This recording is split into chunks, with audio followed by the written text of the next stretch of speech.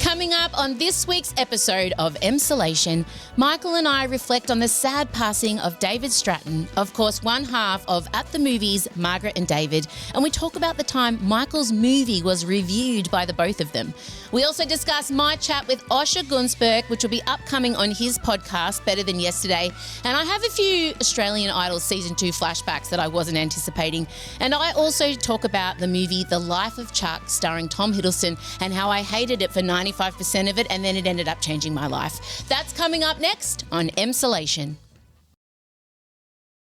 Emsolation is recorded on the stolen lands of the Wurundjeri people, the first storytellers of this country.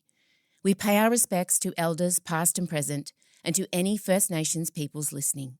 We acknowledge that sovereignty was never ceded. Always was, always will be.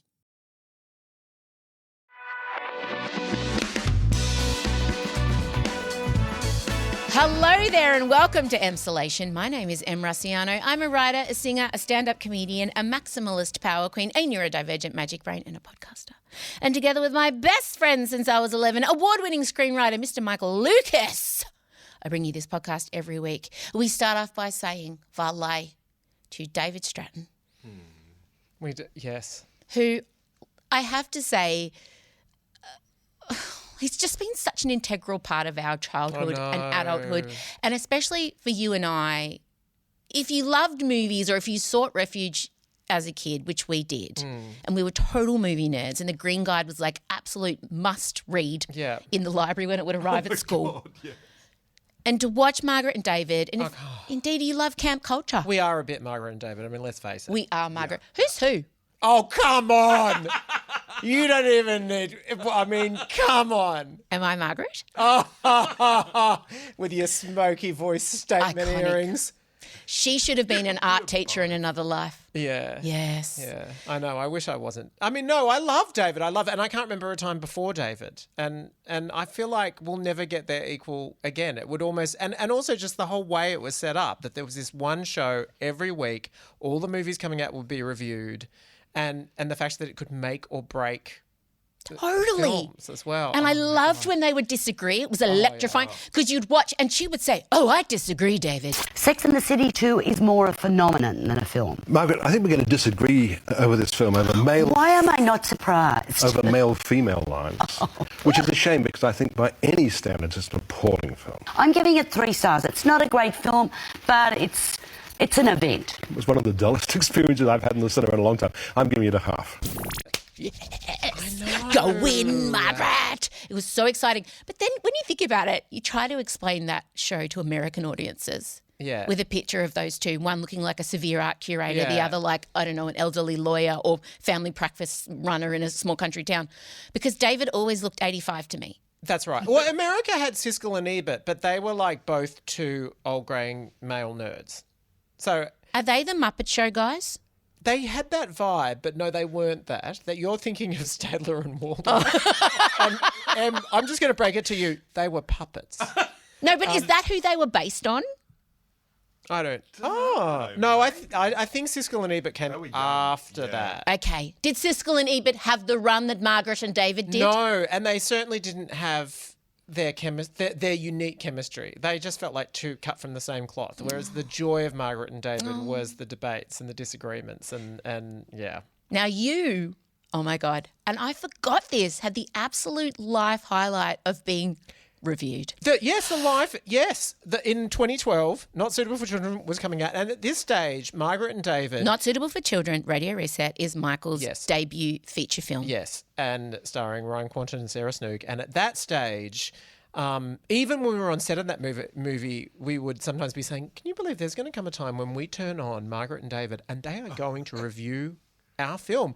And I can't even explain, because you knew that everyone, all your friends would be watching, all your family would be watching, everyone in the film industry would be watching and judging, and also you were not given the heads up. You did not know. No. No, you didn't know what they were going to say. Really? You did not know. But you knew they were going to do it. Did somebody say? Yeah. Oh, you knew because it would always happen on the Thursday that you came out, like the film came out. So we knew it was like the big opening day thing, and you just had to sit there. And then, as fate would have it, weirdly, or maybe it was a Wednesday night, I think, weirdly, it was also a season premiere of Offspring, so we decided to have a party. And then everyone was like, oh, well, Offspring will finish and then we'll flip over and watch Michael be reviewed on Margaret and David. And so... I was living in Perth at the time. Oh, no, Yeah. I was back in Melbourne, Sydney. 2012. Well, I was Sydney. Yeah, no, we were in different states because I would have stepped in front of this idea if I had have been there. Yeah. That's not a good idea. babe. Adrian remembers that. I think I got so nervous I started to black out about it because it was just so intense. And Adrian, and I remember there were all these unnerving things like getting a call from my mum going, I just want you to know, whatever happens, like, you know, you've worked hard, whatever happens. I'm like, oh my God. And I remember at the start of the party, Adrian recalls saying to everyone, I think they're going to like it. I think they're going to go well. I'm seeing it being like 3 or 4 stars. And then everyone was like, you shouldn't have said that because now if it's not that, he'll be devastated. And it was just like this horrible moment of like complete tension. Wild. I know. But then they both gave it 4 stars. And they were very, I know, it was intense. Will we be able to dig it up? Does it exist? Surely you've archived it. There's a transcript that I've got of it, but I don't have the footage of it. But Really? yes, That's they so said unlike there's a you. real sense of accomplishment, and they love Sarah Snook. Okay, can you tell me exactly what they said? Because I know you remember it. I just remember. I think that there's a real sense of accomplishment. I remember at one point he goes, once you accept his mission, it all falls into place. And I remember feeling like, oh, maybe he had trouble accepting the mission. That was when I had a wobble thinking, is he going to take off points for that? So I remember that. See, I can't remember everything, but no, it was a rave. And honestly, I don't think I've ever known that relief in the moment. I mean, you know what it's like to be judged by the nation live on camera. I do. And you had cameras fixed on you. And then you had to fucking go and sing. I mean, if I had to do all of that. So I really can't compare. But it did feel like my whole life was it's leading towards that massive. moment. It was huge. It was huge. And now I just feel so glad that it happened.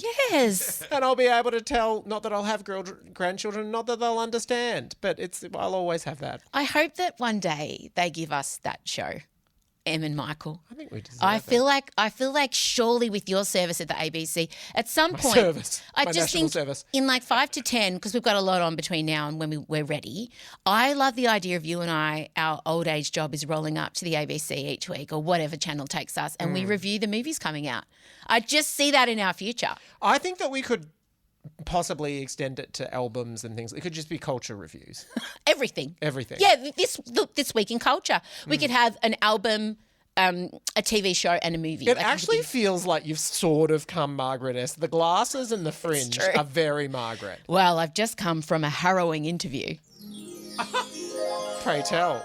Who with? Tracy Grimshaw? Osher Gunsberg. Close. Close. Not close at all. No, I know. I listen to his podcast. He goes deep. He goes hard. He finds the painful corners. And let's be honest, I am all painful corners. Everything I bump into. It's not like for him it would have been like a kid in a candy store of trauma. Where do I start? Which one do I go first? Which door? Which door of horrors can I open? And he really, I've known him for 20 years. And That's alarming. the first I'm going question. to say, I think it might be more. It is 2004, 21. And he opened with, do you remember when we first met? Oh, I did not remember. I have blocked out a lot of Yeah, that was when he was Andrew G. Yes. With his long hair mode. and high tight choker.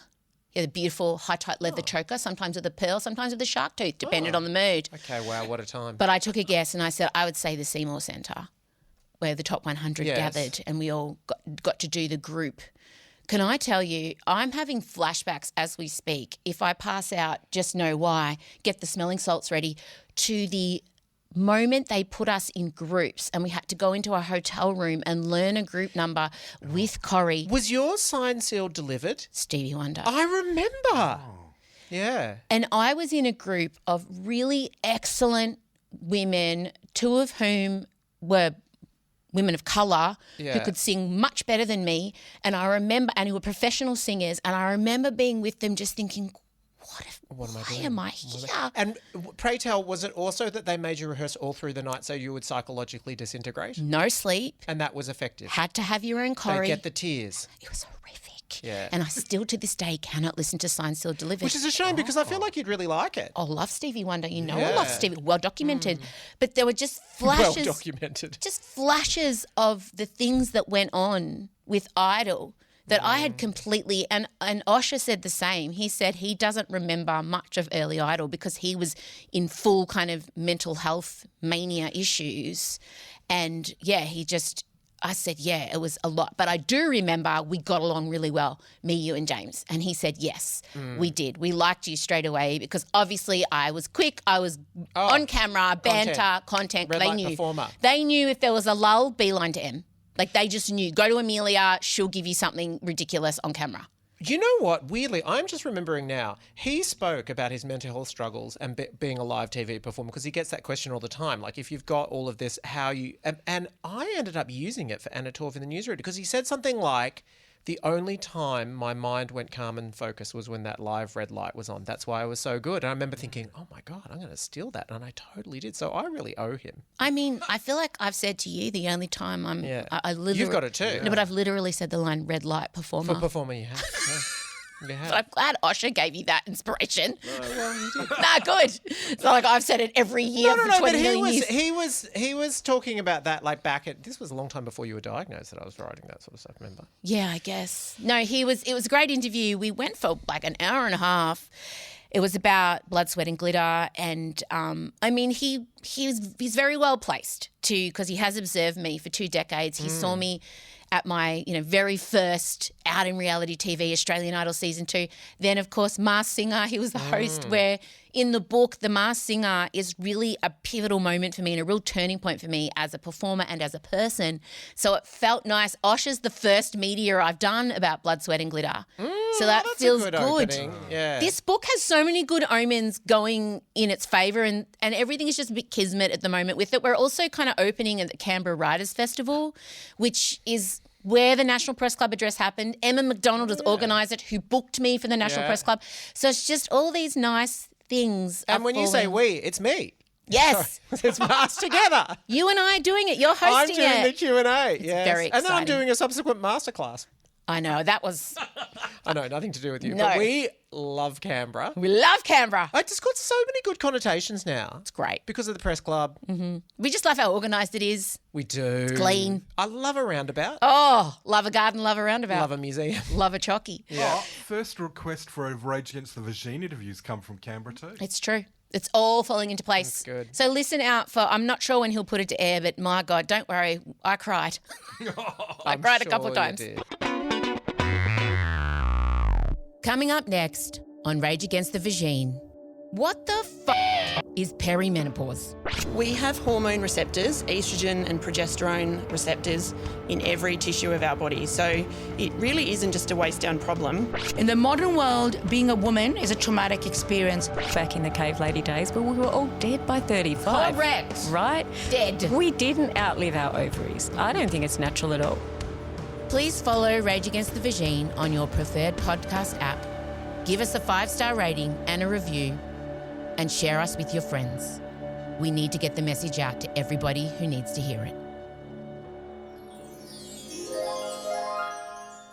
I went to see a movie that I hated for 97% of it, and then in the last 4.5 minutes, the whole thing flipped on its head, and I walked out Loving. feeling like my life had been changed. What an extraordinary review. See, we are Margaret and David. We are Margaret and David. Except I haven't seen it. So I just wanted to talk. There's going to be 2 types of people. There are going to be people who say, this is incredible. It's up there with Eternal Sunshine of the Spotless Mind. It's up there with The Secret Life of Walter Mitty. And then there are people who are going to say, waste of time, hated it. What's the point? Is it sentimental? Does it have that vibe? It's extremely sentimental, but for me, my brain was working overtime to try and figure out what was going on. Because it's the film's in So 3 were you acts. fighting it in a way? I was fighting it because I was trying to solve it. So the film happens in 3 acts, 3 acts of a person's life, but you start at the end. And so you start at the end and it's very doomsday. It's hitting close to the bone. It's talking about environmental issues. The internet's going down. Like there's war. People are not showing up to work. Like it's bad. And it's just, it made me feel suffocated. It made me feel a bit panicky. Have I said what the film's called? No. The Life of Chuck. When you look up at the night sky, it can tell you stuff about your future. You might see a lot more than you wanted. But if you have heart, you have hope. And you have heart in you. Starring Tom Hiddleston, Yeah. a.k.a. Loki, a.k.a. former beau of Taylor Swift. I heart TS. Yes. It starts in Act 3 and it's all hitting very close to the bone, and then you just feel like you can't breathe, and then we get into Act 2 and then the pressure valve gets taken off and you're still sitting there going, what is going on? I don't get it. What's the point? What's the point? And then you get to Act 1 and just as the film's about to end... Hang on, Act 3. No, but it starts with Act 3. Okay. Oh, So the film so we're starts... going back in time. We're going... Okay. We're going... It's not a timeline, though. Okay. It's a life lived. Okay, yep. You're going in reverse, but you're also in present day. It's so bizarre. So I get to we're in the last 5 minutes, and then something gets said that the light switch goes off in my head, and I look at Odie, my daughter came with me, and I said, oh my God. And I got tears in my eyes. And it was such a powerful storytelling mechanism and such an incredible moment where I realised what the metaphor for the film was and why it started in reverse and why all those bad things were happening at the top. It sounds like an inspo version of The Sixth Sense or something, when all of a sudden something happens that makes it make sense. Is that correct? Yeah, but you have to want to understand it because Odie by that point had fucking had it. Checked out. Yeah. And I said to her, oh my God. And then I said the thing and she's like, oh, right. She goes, I'm lost. So you have to obsessively hang in. You have to take in every detail because I then stayed up for the rest of the night rejoining the dots on everything that happened in the film. But you have to hang in. It takes faith. Not for everybody. No, people are going to either be like I am and think, fuck, it's beautiful. Or they're going to be like, this is fucking boring and a waste of time. That's why it's a short story of Stephen Which King's. category do you predict I will be in? I think... Because you normally have a very definite prediction. I thought a lot about that. I worry about your attention span. I do. Because you have a high standard, and if something doesn't grab you, you do tend to pick up the phone. Sure. I think I have more staying power with stuff because my brain just gets obsessed with figuring it out. I don't know that you get as obsessed. I think you're willing to let shit go if it doesn't. But I think now that I've given you this... Yes, well, I'll just hang on grimly going, well, it better fucking pay off in the last 5 minutes. Does. I think Tom's going to. It actually does pay off. Tom Hiddleston is incredible in it. I didn't know he was such a good dancer. And they really, there's a whole dance sequence that goes for I would want to say a good 6 or 7 minutes, when normally in a film you get about 30 seconds. They just stick with the dancing. They really do. And I don't want to give away the what it really is. And I hope in that moment you get it. You think, oh, fuck yeah. But don't spend the whole film trying to figure it out. Just exist in the film. Just take in the facts. But, I mean, I feel like the way they present it, it's hard not to be like, what the fuck, what do you mean? And then your brain's like, what timeline is this? No, but that can't be right because that character wouldn't be that age. But wait, what do you mean they just pop? No, that doesn't work. Oh, and Mark Hamill, a.k.a. Luke Skywalker, plays the granddad. Yes. He's fucking amazing. I love old Mark Hamill. He's really good in it. He's as strong as Tom. Okay. So I'm in. I don't know what to say to you. Well, no, you've convinced me. You've said it. Look, in this life, you have to be willing to endure 90 minutes of ordinariness for a bit of joy at the end. Let's not read into that. But I don't think it's ordinary. I think it's world building. Okay. And I think you just have to have faith in the world building. Yeah. Traditionally, you allow 10 minutes of world building. This is 95% world building, but it's worth the way. Now, when anyone mentions Life of Chuck, the way it made me feel is now superseding the quality of script or story. What they achieved at the end for me, it's, the idea is that, and this isn't giving too much away, that we all contain multitudes. I think it's a Walt Whitman poem, that we all contain multitudes, and that's the moment that when you hear that said, I'm really interested to know. I don't know that many of you will bother going to the cinema. If you want something that's a bit mind-bending and it's a bit fantasy, some musical numbers, but also... Yes, I've seen those musical numbers. Yeah. I'm always open to that. Go by yourself, go to the cinema, take yourself off and just immerse yourself and let me know. I'm interested to know how many people bother going to see it. All right. Life of Chuck, it's out now. I don't know, I feel really... Yeah, it was incredible, but also very shit. It is my duty to announce that on October the 18th, I am putting on a live show at the Forum Theatre. Woo! Good for her. The Ballroom Sessions return for one night only at a slightly bigger. The Forum is in Melbourne. Yes. Forum Melbourne. The right Forum on Theatre Flinders Melbourne. Street. Correct, with the big, beautiful gargoyles. Where once you played Under the Stairs, I did. like Harry Potter. When I went to do If Harry Potter put on a cabaret show in a tiny confined space. I played at the Forum Theatre in the supply cupboard. Yes. They converted the supply Yes. cupboard for the Melbourne Yes. International Comedy Festival. And over 50% of some of the audiences were my friends. Correct. It was like a 20-seater, maybe 15. They called it Yeah. the pizza room. Yeah, you still have feathers. I did. I was a showgirl too. You know what? Kylie Minogue didn't invent God, showgirl. yeah, We'll no, get to okay, that. we'll get to to that. that. In the sealed section, we will be discussing the response to Taylor Swift's announcement of her showgirl era. Michael watched 2.5 hours worth of relationship on display. He has thoughts about Travis and Taylor, but we also have thoughts about the internet's reaction to Taylor announcing this. And Kylie, I've got words for you. Oh, wow. But- Jesus. But it is true, I'm returning to the Forum Theatre in the main theatre, and I'm inviting you all to come along with special guest Oh, I don't know the answer to this. Oh, my God, I'm so excited. Michael Painter. Are you going to make him sing Guess the Rimmeline? Absolutely. Holy shit. I'm- What out? Oh, no, don't tell me. I'm going to It's gonna be a make him surprise. sing Gethsemane. Oh my We're God. currently in negotiations about him singing Gethsemane, but as if that's going to happen, with not happen. Yeah. We're also going to be doing some Farnham together. There's going to be multiple numbers. There's going to be lots of solos from him, but Do you know who else we saw in the Forum? Madonna. Madonna. I was waiting. I think you'll get on stage in a more timely fashion. I also think She that came on at like 3:30 in the morning. I'm Probably not do even better kidding. stand-up comedy as well. the jokes may be True. slightly more formed. They May not be. They may be. You're unlikely to come out riding a tricycle, although it's not impossible. It's true. It's true. Can you? I could. So it's Saturday, the 18th of October, the Forum Theatre. Tickets go on sale. Now, wait. Gemma Evans was...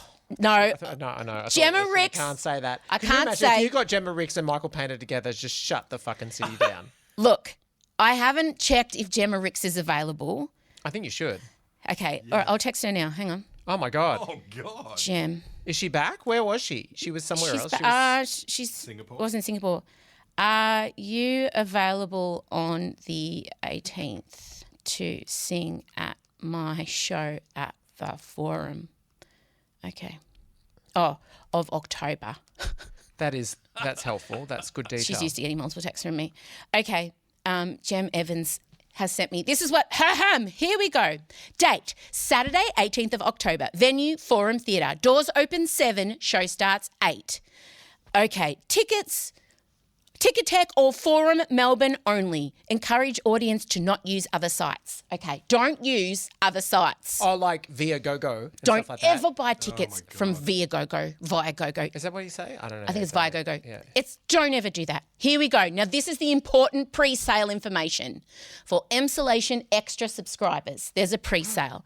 Monday, the 25th of August at noon. Victorian time, 24 hours or until sold out, okay? There will be a discreet link emailed to subscribers from Benjamin. No password required. It's going to be very simple. You just click through. Okay. There'll be VIP opportunities to do a meet and greet before the show. There's a full accessibility page. It's an accessible venue. It's all good. Ben will have all that information up. But the important thing to note is Saturday night, October 18th, Michael Painter and I will be performing, and possibly Gemma Ricks. We'll see if a text message comes back during this time. Breaking news. Hopefully everybody loved the Ballroom Sessions so much. It's going to be Including you. I had a ball. It's new, there'll be new songs, some new songs, Yeah. some of the other ones. Every show was different, as you all know, but you were all asking for a weekend in a bigger venue, and the Forum Theatre just happened to be available. It was all kismet. Again, weirdly, kismet. Things are falling into On a place. Saturday night too. Yeah, That's surprising. I know. So look out for all that. We'll be emailing all the information. I'll be posting it multiple times. Don't panic, but I just wanted you all to know that there is a Ballroom Sessions coming your way October 18th at the Forum Theatre in Melbourne. best in. They Maybe have it's beautiful booze there as well if you want to go. They're going to one be of doing those. special cocktails for us, special non-alcoholic too. I made sure lots of different options. All right, well, that's it for the main episode of Emsolation. I want to thank everybody who has listened to Rage Against the Vagine episode 1. It has gone out. You are not effing alone. And all the people sharing it and writing comments, I am very grateful. I'm glad that it's doing what it's meant to do. We're heading into the sealed section where Michael will be giving a full review of Travis and Taylor's relationship. You're obsessed. A full review of the relationship like Margaret and David. You watched 4 stars. the 2.5 hours. I did watch it, and you know the weird thing is I started listening to it, and then I actually got so sucked in. I'm like, I want to watch this because I want to be able to see the dynamic between them. Who am I? Also, because I'm just going to admit now, in that whole season of romance between the two of them, when the whole world was obsessed with her and she was always like being photographed when she was in the boxes, I didn't give 2 shits about any of it. So how did I end up being the person who did the full 2 hours? I'm so impressed. We also want to discuss everybody reacting to her doing a showgirl era, namely one Colin Minogue. Oh, I have some thoughts. Okay. No, I have some thoughts about her post and what was missing. No, Okay. truly, I think there could have been, I think the Showgirl Sisterhood could have done with a bit more, Kylie. Not to besmirch the name of our Kylie, but come on, babes. That's all coming up. If you want to hear that, you have to be an Emsolation Extra subscriber. Okay, bye. If you're not a subscriber to Emsolation Extra, here's what you're missing. Well, hi there and welcome to the sealed section where we are now going to do a deep dive into the In the Heights podcast. The Heights. The Heights podcast, in which Taylor Swift and the New Heights. Yeah, I mean, it's so gay. I approve. Well done. In the Heights. In the Heights, where Taylor Swift obviously went on the podcast that her boyfriend Travis and his brother Jason. That's correct, isn't it? What? Isn't it? Yeah, that's correct. Fucking Yeah. good for her. Pulled that out of my Fucking meat axe. pulled that out of my Absolutely. ass. Well done. Just for men, Jason. Just for men, Jason. I'll always remember that now. And there's obviously been a huge global reaction with multiple think pieces, and I know we are here giving, Yet contributing. another one. But I just No one's more surprised than me. I just do feel for her. I feel for her because she can't just do it. She can't just do a YOLO fucking off the cuff frivolous anything. Do you know, she's really Everything will be dissected. everything. See, I think she's in a place where she understands that and has got everything set up around her that that's not going to knock her around too much. So I've only seen clips, but you Sure. arrived If at the you had- studio today. Yes, and said, I watched it all. Watched. Hours. I didn't know it went for so long. I know. I know he knocked me off most trending on Spotify. Bastard. Bastard. Yeah. I Sorry. mean, that's just kicking the perimenopausal woman. Sure. Where it I'm hurts. so glad the patriarchy got one up on us. So good. Thank Well- God 2 white guys who play professional sport got to run at it. Just so glad they got a chance to succeed. Everything's up against them. Everything's up against them. So you watched the full 2.5 hours. I did. If you Amazing. had said to me, if you'd issued it as like some sort of preparation for the pod and said, I need you to watch it, I would have said, get fucked, it's 2.5 hours, there's no way. But weirdly, I found myself alone in a hotel room in Sydney. And I started listening to it. And then I did get a bit hooked in. And then I thought, I'm just really curious to see what their interpersonal dynamic is. So I found it on YouTube, went to that same plot, and then just sat there and watched it. Ordered Uber Eats so that I didn't have to. I mean, who am I? Hi, gay. Yes, although I think because it was technically a sports podcast, no, it was gay. They didn't talk about it. So they only briefly talked about it. So they talked about how little she understood about sports when they first got together. Right. But also, I was legitimately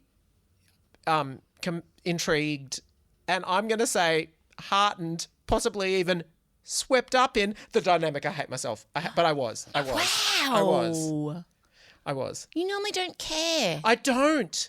But you know, Especially when they're hetero. especially when they're They're hetero. white and sporty. But But you always love Taylor.